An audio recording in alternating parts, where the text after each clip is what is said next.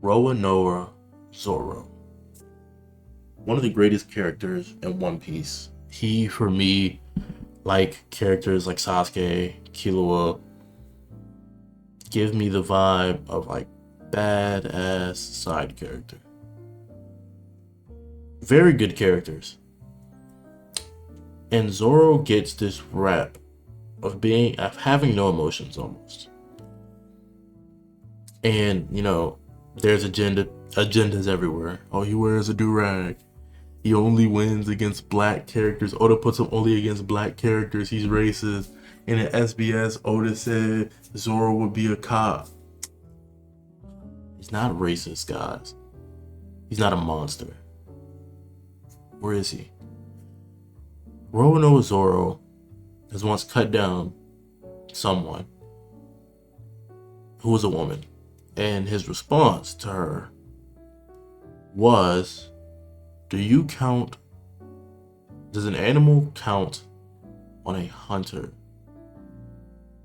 to understand whether it's male or female for its survival? No. It escapes. It runs. Now I'm paraphrasing very, very loosely, I think is the word, or heavily. But essentially, Zoro is a character who has very strong morals and very strong principles. Less of morals, more of principles. Very strong principles that he holds dear, that he will not move on. When he lost to Mihawk, Paint the Sword, he said, I will never lose again. He trains every day with unimaginable weight, swinging not swords, but weight that's thousands of pounds, terribly balanced. Because your sword, the weapon you choose to use, is not always going to be perfectly balanced. He does handstand push-ups with 50,000 pound barbells and clutch between his toes, gang. You feel me? This is an insane man of principle. He grew up in a swords dojo.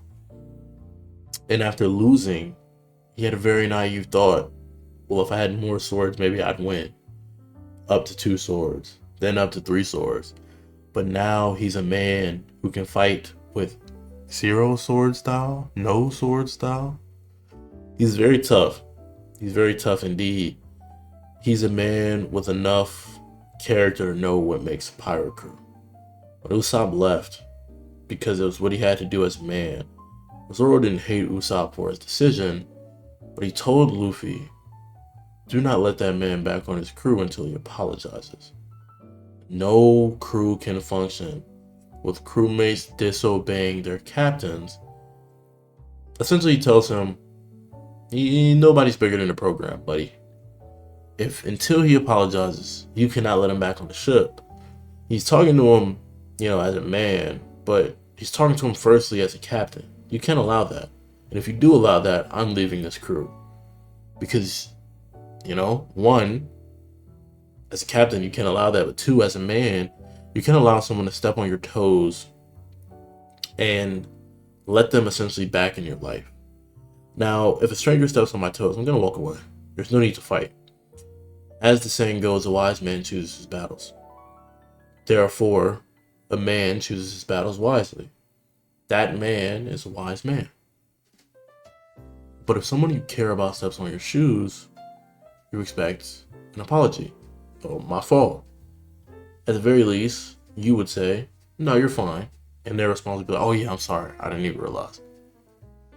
But to not apologize, knowing you did it, because it was a choice Usopp made to go against the grain, you have to be putting your pride and ego above the person you're speaking to. So this has to be something that you hold dear. For example, if, I don't know, Zoro's about to challenge Mihawk because he's stronger than him to officially become the strongest swordsman, and Luffy says no, Zoro's not an L crewmate. Luffy's an L captain, because their agreement as people who care about each other is that this is my dream. If you're going to tell me no, you better have a damn good reason. But Usopp left the crew by Now, at the end, we see what happens with the going Mary, so it technically was a good reason. But at the time, it's like over something very superficial, you're gonna leave everyone else behind.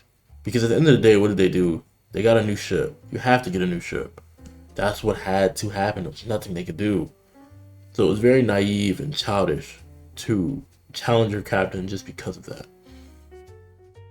So I say all that to say, Zoro's a very stern,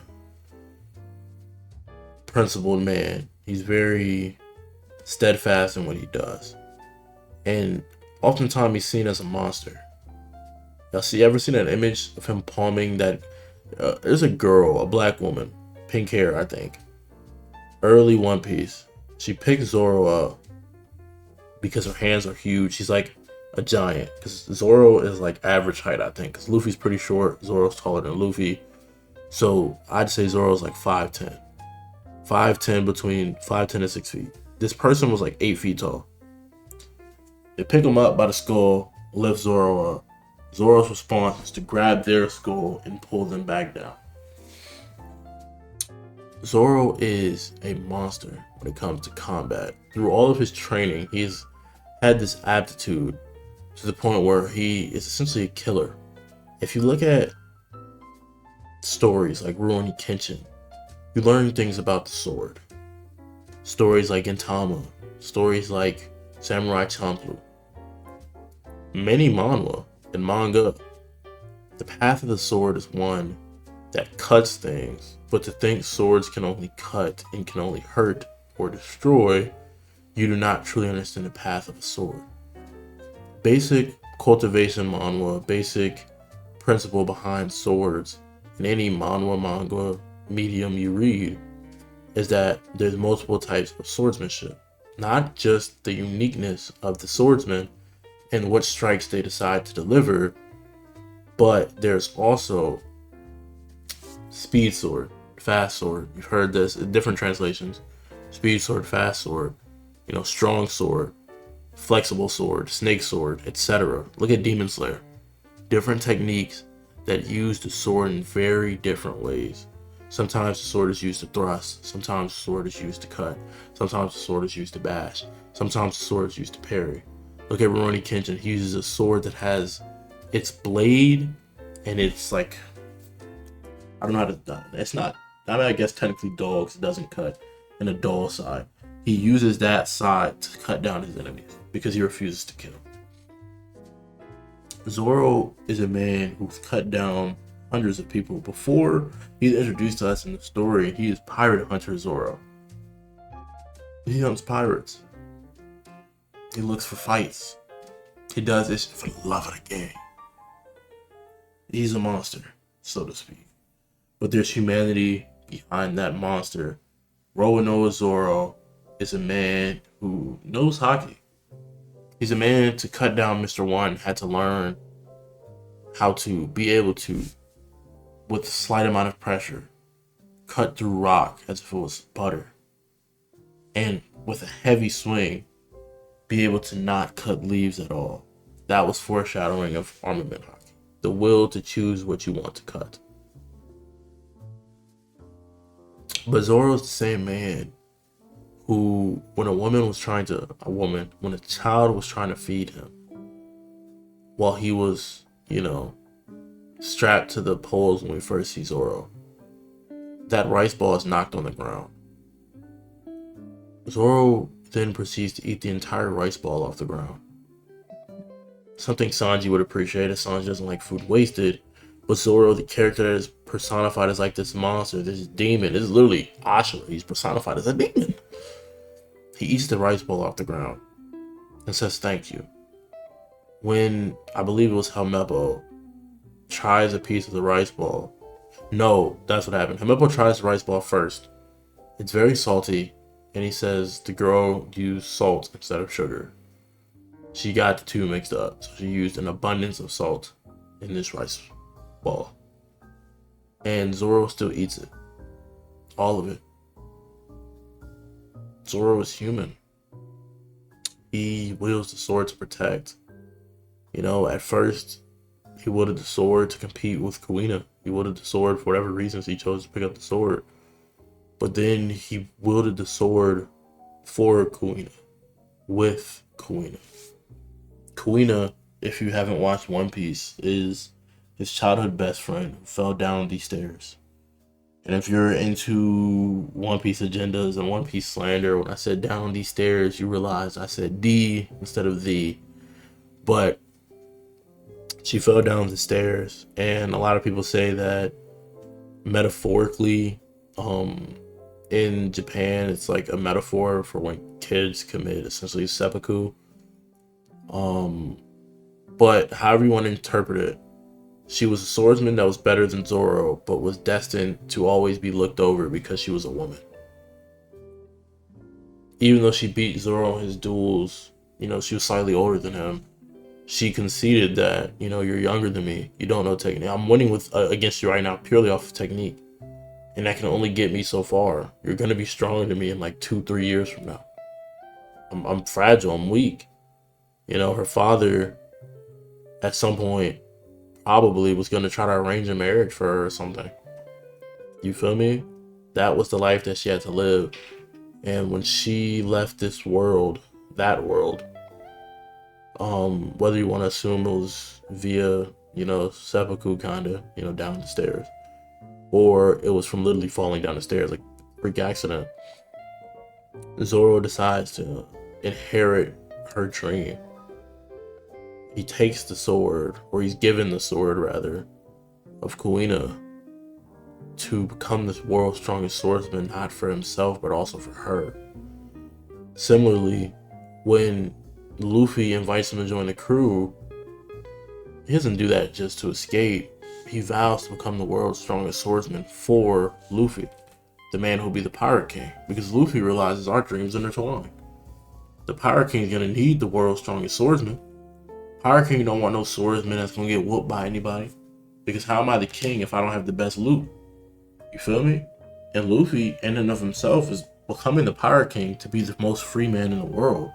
He's becoming the Pirate King because being a pirate is a sign of freedom, and to be ahead of that means you get to have whatever you want, and you take it. He doesn't take things in villainous manners, but he takes them in the fact that he sets a goal for himself and he achieves it. And Zoro is a very disciplined, that's what I've been looking for this whole time, very disciplined man who achieves his goal, is striving towards achieving that goal, and he makes that the focus of his entire life. When we don't see Zoro training, he's sleeping. When we don't see him training or sleeping, he's wielding the sword. When we don't see him training, sleeping, or wielding the sword, we see him drinking. And that's it. It's the only panels you'll find of Roronoa Zoro. Training, sleeping, drinking, or wielding the sword. There's no in between. So it's like that type of man that is perceived as a monster because he accomplishes his goals and runs towards them full force without hesitation. There's humanity behind that man. This is a man who eats off the floor because a child made something for him. He respected the effort that she took to make this for him, who was like essentially kind of on death row, right? He's being starved to death. That was like his punishment. She decided to feed him, knowing anything could happen to her. That's why he rejected the food, and then, but instead to eat it. Zoro is human. Zoro is someone who fights to protect his crewmates. Zoro gets lost all the time, but he always finds his way to the smoke. And he's not just fighting because he loves to fight. Yeah, he probably does. But he's not Luffy. And even Luffy doesn't just pick fights for no reason. He has some childish reason for his machinations. But any fight Zoro gets in is because he truly believes righteously, I need to step in. When Celestial Dragon ups Pole, he cuts Pole in half. He almost boomed the Celestial Dragon. Because why are you moving like this? You know what I'm saying? So, I say a lot to say, though Zoro, when it comes to his skills, is a monster, and he has like this glare to him. He has a scar, multiple scars. He looks disgruntled. Roanoa Zoro is a human. He wields his sword to protect. He doesn't wield his blade purely for carnage, and most people who do don't have a deep enough understanding of the path of the sword and the path of the blade. I leave you guys with this. Even the toughest monsters, Ashura himself, has humanity. There's always humanity behind a monster. Villains are not born, they are created. And when they're created, they're technically born, right? Something happens to create a villain. No one spawns in a villain. No one spawns in with hatred. It's something that comes from somewhere, from people. It's like what came first, the chicken or the egg. One can't exist without the other. But I'll leave you with this. Comment down below your favorite sword in all of anime. And if you don't have one, not in all of anime, in all of media, including like mythology, like say Excalibur, Durandal, etc. But if you can't do that, let me know your favorite One Piece character. And yeah, man. Remember to keep your humanity, but chase your goals like a monster. I'll catch you guys in the next. Peace.